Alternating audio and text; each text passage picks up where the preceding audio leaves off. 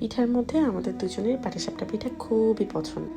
আজকে ভাবলাম একটু পাটিসাপটা পিঠা বানাই, তো বানানোর সময় ভাবলাম আপনাদের জন্য একটু ভিডিও করে রাখি, আপনাদের সাথেও শেয়ার করব কিভাবে আমি পাটিসাপটা পিঠা বানিয়ে থাকি। দুধের সাথে আসলে কনডেন্স মিল্ক মেলাতে চাইছিলাম, বাট বাসায় কনডেন্স মিল্ক ছিল না, তাই হচ্ছে এই ব্যবস্থা করা। এটা গুলিয়ে তারপরে হচ্ছে দুধের সাথে দিয়ে তারপরে হচ্ছে আমি দুধটা হালকা গরম হয়ে যাওয়ার পরে একটা দারচিনি আর হচ্ছে ছোট একটা দারচিনির টুকরা আর হচ্ছে সামান্য একটু সুজি দিয়েছি। মূলত খিরসাটা হচ্ছে দুধটা জাল দিয়ে ঘন করে করলে বেশি টেস্ট হয়, বাট আমার হাতে আসলে সময় ছিল না, আমার চলে যেতে হবে, একটু বাইরে কাজ ছিল, তাই আমি তাড়াতাড়ি করার জন্য শুধুমাত্র সুজি দিয়ে করে ফেলছি।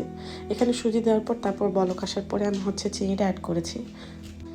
চিনি দিয়ে ভালো করে নেড়েচেড়ে গুলিয়ে তারপরে হচ্ছে আমি পাশে হচ্ছে 1 কাপের মতো চালের গুঁড়া আর 3 টেবিল চামচের মতো হচ্ছে ময়দা নিয়েছি। তারপর এটাকে ভালো করে মিক্স করে একটু লবণ দিয়ে, সামান্য একটু লবণ জাস্ট টেস্টের জন্য দিয়ে তারপর এটা ভালো করে মিক্স করে এরপরে হালকা কুসুম গরম পানি দিয়ে অল্প অল্প করে এই ব্যাটারটা আমি মিক্সড করেছি। ব্যাটারটা মিক্স করার পর ঠিক এরকম একটা টেক্সচারে চলে আসার পর আমি এটার সাথে হচ্ছে আমার বাসায় শিরা বানানো ছিল, তো শিরা থেকে অল্প একটু গুড় কেটে আমি ওভেনে গরম করে দেন এটার সাথে অ্যাড করেছি। এরপর এটাকে ভালো করে মিক্সড করে তারপরে হচ্ছে ব্যাটারটা আমার ঠিক এই টেক্সচারে আসার পরে আমি এটা 10 থেকে 15 মিনিটের মতো রেস্টে রাখি। আর পাশে হচ্ছে আমি যে খিরসাটা বানাতে রেখেছিলাম সেটা হচ্ছে হয়ে গেছে, তো একেবারে লাস্ট মিনিটে গিয়ে আমি 1 চামচের মতো ঘি জাস্ট এটার মধ্যে অ্যাড করেছি, জাস্ট একটা সুন্দর ফ্লেভারের জন্য।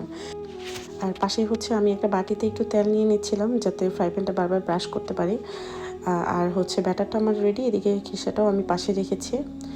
তারপর আমি একটা ব্রাশ দিয়ে সুন্দর করে আমার ফ্রাই প্যানটা একটু ব্রাশ করে নিলাম। এরপরে হচ্ছে আমি পিঠার ব্যাটারটা ঢালি এবং ঢালার সাথে সাথে হচ্ছে আমি ফ্রাই প্যানটা ঘুরিয়ে ঘুরিয়ে রুটিটা সুন্দর করে গোল করে নেওয়ার ট্রাই করি এবং আলহামদুলিল্লাহ মাশাআল্লাহ খুব সুন্দর করে এটা গোল হয়। আর আমি ফ্রাই প্যানটাও নিয়েছিলাম আমার বাসায় একেবারে ছোটো ফ্রাই প্যানটাতে, যেটাতে খুব সুন্দর করে একদম এক সাইজের সব পিঠা বানানো যাবে। তো রুটিটা যখন দেখলাম সিদ্ধ হয়ে গেছে তখন হচ্ছে আমি পুরটা দিই, খিরসাটা দেওয়ার পরে তারপর হচ্ছে আমি ফোল্ড করে দিই।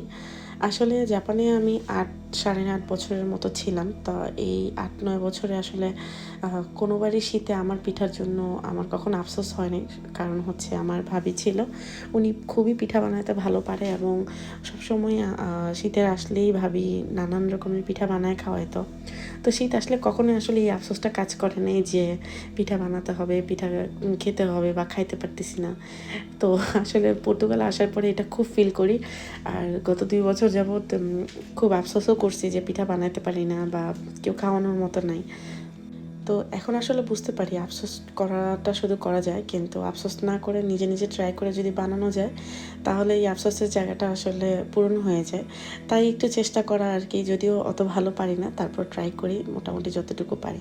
তো আমার পিঠাগুলো রেডি হয়ে গেছে, আমি একটু একটা প্লেটে সার্ভ করে নিলাম। সাফা এবং সাফার বাবা দুজনেই বলতেছিল পিঠাগুলো খুবই মজা হয়েছে। আপনাদের কাছে দেখতে কেমন হয়েছে খাওয়ায় তো আর বলতে পারবো না, তাই দেখতে কেমন হয়েছে সেটা অবশ্যই জানাবেন কমেন্টস করে। সবাই ভালো থাকবেন, আল্লাহ হাফেজ।